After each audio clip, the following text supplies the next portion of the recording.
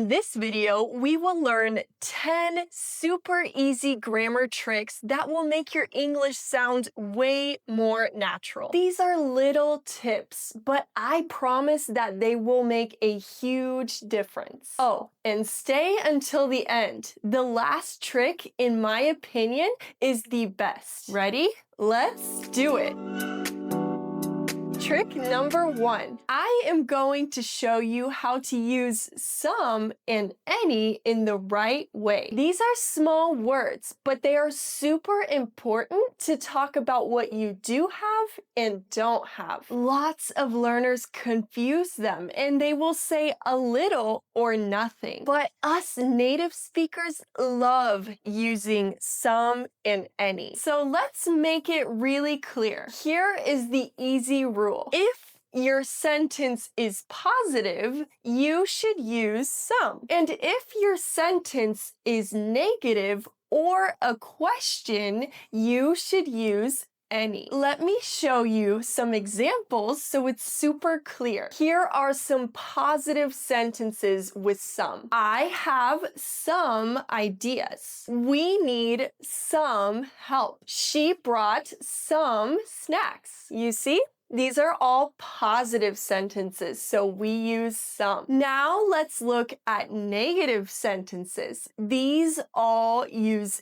any. I don't have any time. This is like saying I have 0 time. We don't need any help. This is a way to say we are fine. No help is needed. He doesn't have any money. This is a way to say he has no money. Now let's look at questions. These also use any. Do you have any water? Is there any coffee? Did she buy any bread? Here's something to be really careful about. Don't say, I don't have some time. That sounds really weird. You should say, I don't have any time. And don't say, do you have some water? That also sounds weird. If you're offering water, you can say, do you want some water? Or want some water? But don't say, do you have some water? You should say, do you have any water, because it's a question. So this is a really common rule and you're going to see it everywhere on TV, in series, or when talking to native speakers. So look out for it. Trick number 2. Now I'm going to talk about how to use the word still in the right place in a sentence. Of course, you know what the word still means, but do you really know where to put it in a sentence? Here's the rule.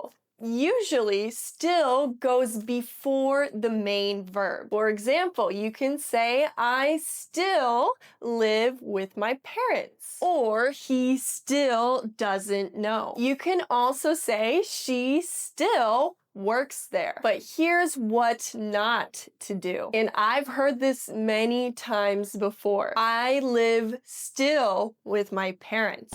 That's wrong. You have to say, I still live with my parents. He doesn't still know. That's wrong too. You should say, he still doesn't know. And it's the same when the sentence has a helping verb. Helping verbs are verbs like don't, doesn't, and haven't. And the word still goes before the helping verb. So you should say, I still don't understand. Or they still haven't finished. But here is where many students get really confused. If the main verb of the sentence is a form of the verb to be, the word still has to go after that verb. For example, you should say, I'm still tired. Or she's still at work. Or they're still hungry. If you learn how to use still correctly, you are going to sound really fluent in English. Trick number 3. Now I'm going to show you how to suggest something in a really natural way in English. This is a great trick when you're talking in a casual conversation. So sometimes in English, you might have an idea. Maybe you want to do something fun. Or maybe you want to offer another option, but you don't want to sound too strong because maybe that sounds a little rude. You just want to say,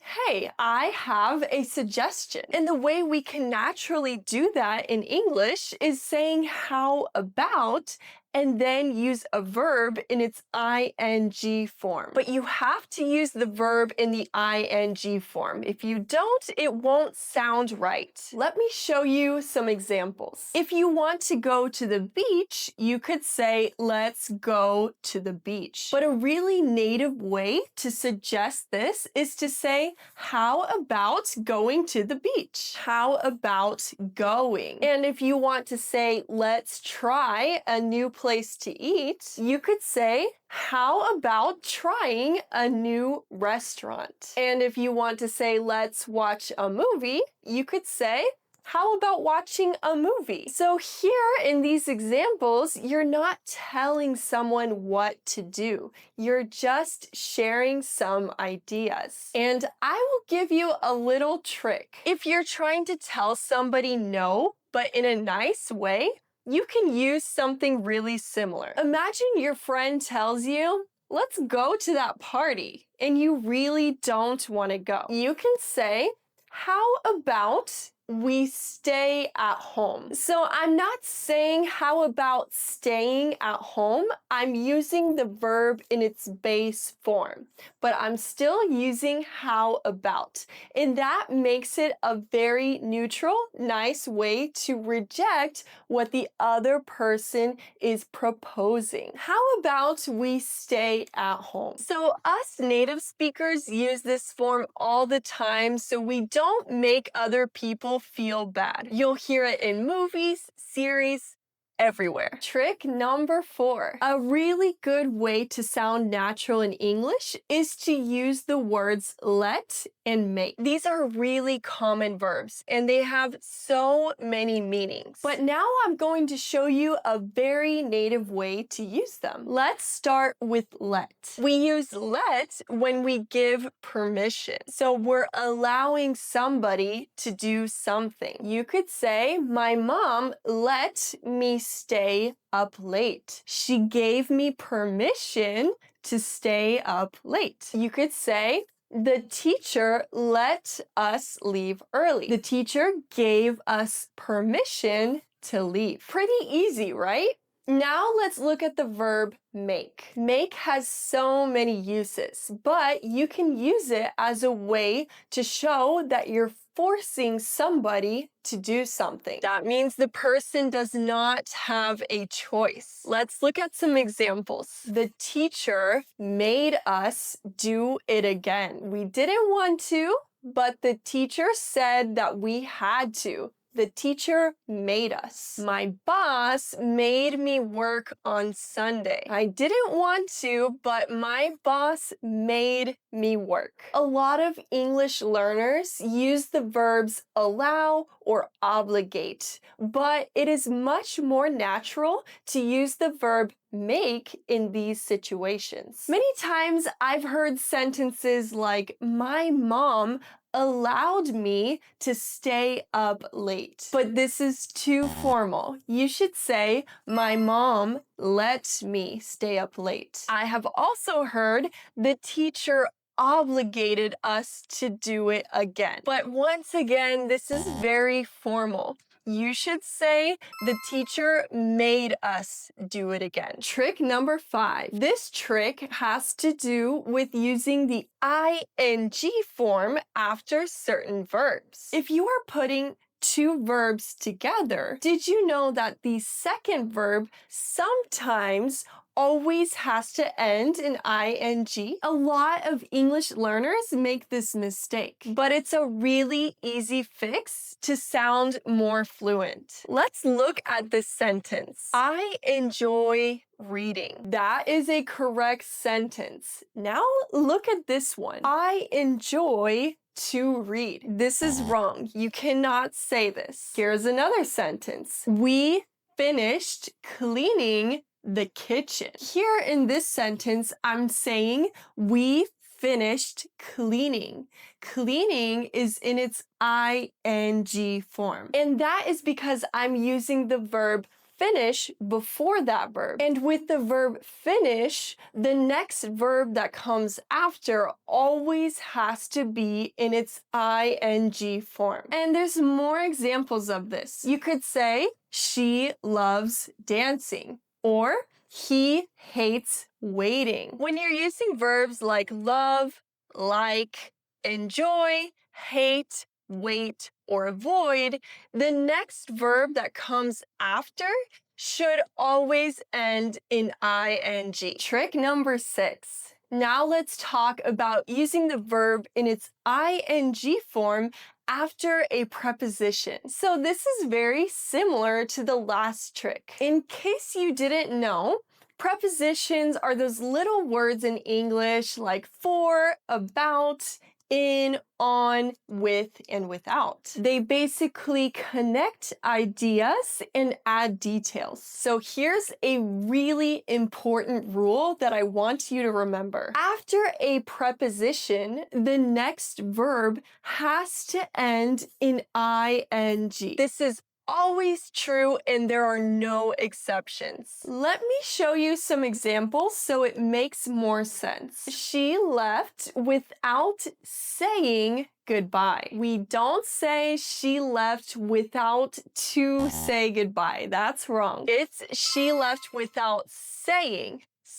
So here I am putting the verb in its ing form because it comes after the preposition without. Here's another one. Before going to bed, I brush my teeth. We don't say before to go to bed. That's wrong. It's before going, and that's because before is a preposition. Here's another example. I'm thinking about moving to a new city. I'm not saying I'm thinking about to move.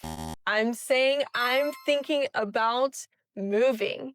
And once again, this is because about is a preposition, and the verb that comes after has to be in its ing form. Let's do one more example. She got in trouble for not doing her homework. That's a little bit more complicated of a sentence. So this means she didn't do her homework and she got in trouble. I'm going to give you a little quiz to make sure you understood. Which of these sentences is correct? I'm excited about to travel, or I'm excited about traveling.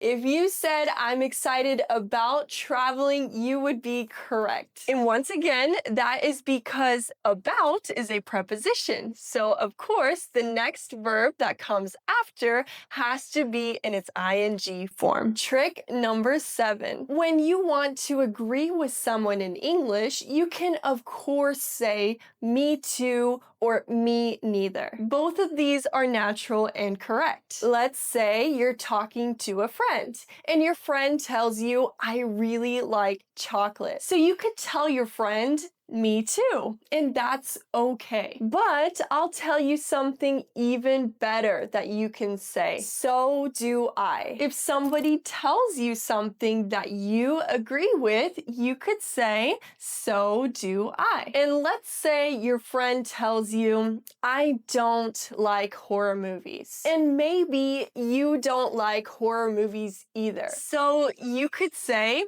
me neither. But there's another way that you could respond. You could say, neither do I. So if somebody tells you, I speak English, you could say, so do I. And if somebody tells you, I don't like cold weather, and you don't like cold weather either, you could say, neither do I. Trick number 8. Let's say that you want to give somebody some strong advice. Like when something important needs to happen. A lot of people just say should. And should is correct to give a suggestion. For example, you could say, you should study. or you should eat healthy. But what if something is even more serious? What if you want to say, hey, this is really important.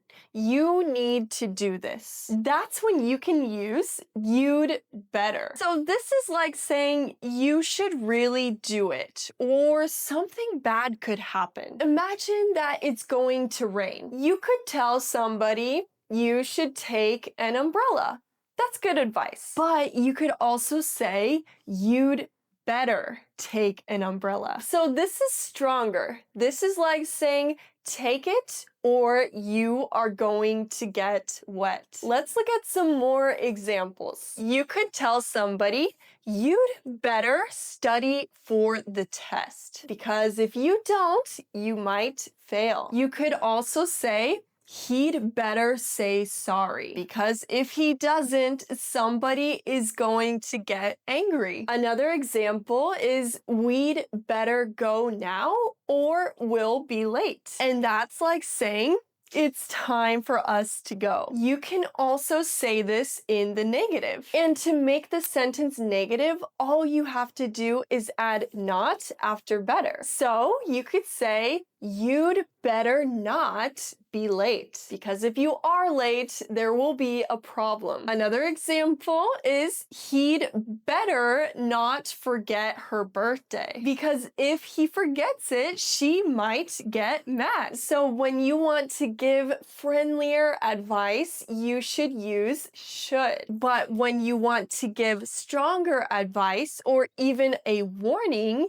you should use you'd better. I'm working on a new English course using a new revolutionary method that I call assisted immersion. And I promise that if you sign up for it, you will improve your English. The link is down below. I'll see you there. Trick number 9. Let's talk about using going to when we're talking about future plans. Of course, you already know the verb will, and you can say, I will go, I will eat, I will be there, etc. And of course, this is correct and you can say this. But here's the thing, that's not what native speakers say most of the time. When we're talking about something that we planned or that we have decided to do, we usually use going to and then a verb. Let me show you some examples. I'm going to visit my family. You could say I will visit my family, but this doesn't sound very natural. It's the same with she's going to cook dinner.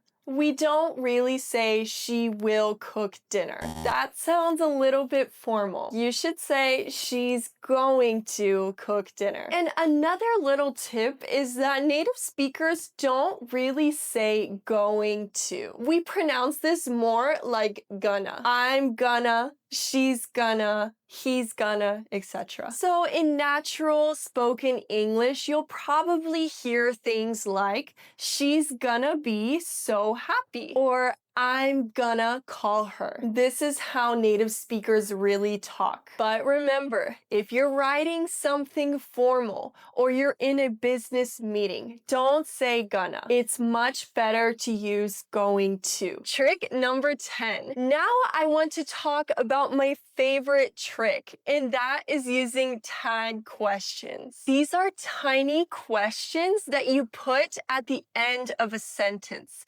and us native speakers use them all the time. So what is a tag question? A tag question is a little question that we put at the end to confirm something or to keep the conversation going when you're talking to somebody. Here's a really good example.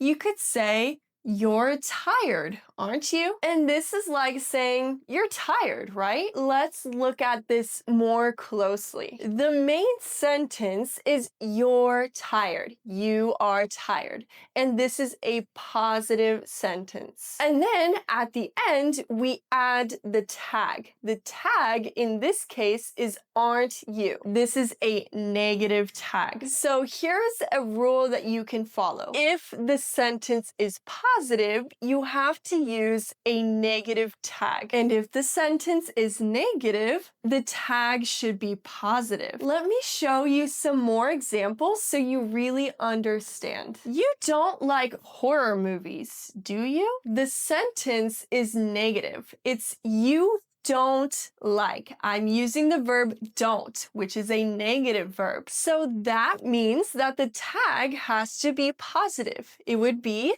do you? Here's another example. She can drive. Can't she? Here, the sentence is positive. She can drive. So therefore, the tag has to be negative. Can't she? There's a very simple way to form these tag questions. Just follow these 3 steps. Step 1, look at the main sentence. Step number 2, ask yourself, is it positive or negative? Step number 3, use the same verb from the original sentence, but make it the opposite in the tag. Let's try one together. You're from Mexico. What would be the tag at the end? If you said, aren't you, you're correct. You're from Mexico, aren't you? Now let's try one more. He doesn't eat meat. What would be the tag question at the end? If you said, does he, you're correct. He doesn't eat meat. Does he? These tag questions really make you sound like a native English speaker. And they also make your conversation sound a lot more natural and friendly. I know it feels new, but I promise it gets easier with practice. So that's it. 10 grammar tricks to make your English sound truly fluent. Click on this video to get more English practice with me. I'll see you there. Bye!